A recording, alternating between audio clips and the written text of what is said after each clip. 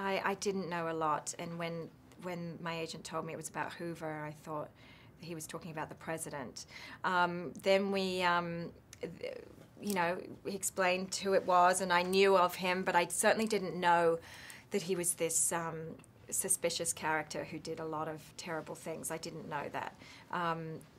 Like you said, it's American history, and I grew up in England and Australia, so I just wasn't connected to it.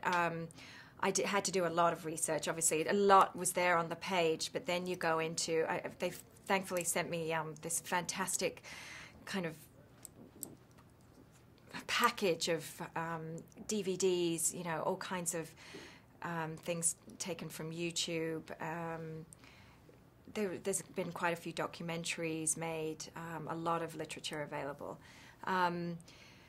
But the hard one was trying to find information about Helen Gandy. I mean, her whole job was to be in the background. She wasn't in the foreground, which obviously Hoover was.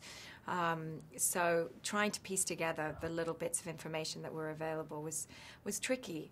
You know, there wasn't much focus on who she was as a person, and does she have a personal life, and what's her feeling about him. There wasn't opportunities so much to put that on the screen, but yeah, certainly interesting information for me to try and find out or make up if I can't find it out.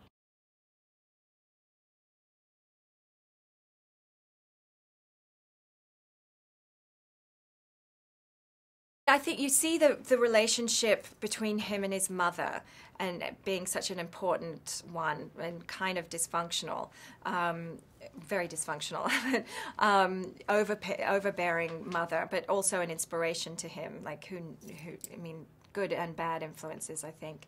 And you know, in the beginning, you're wondering if there's gonna be any romantic life between them, and it's not who he is, and does she want it? Maybe, but I think what we worked out was that she really wanted to be someone who worked for her country, to be in service, and any admiration that she may have had for him, you know, from the heart, sort of probably fizzled out and became about her career, and I think she must have been invested in him personally, in a protective way for her to go that far. But yes, also honor her job, which was to serve her country and keep those secrets. And actually, with one thing that I did stumble across was the transcript of her testimony that I managed to get hold of from the Library of Congress, and it was, you know, quite impressive to see how she held her to her word right until the bitter end, into her 80s, you know, 5 years after his passing. So.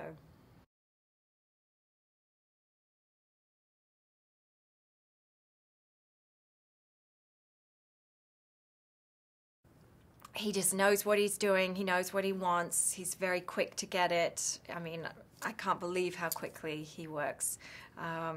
It's great for an actor because you're always on your toes.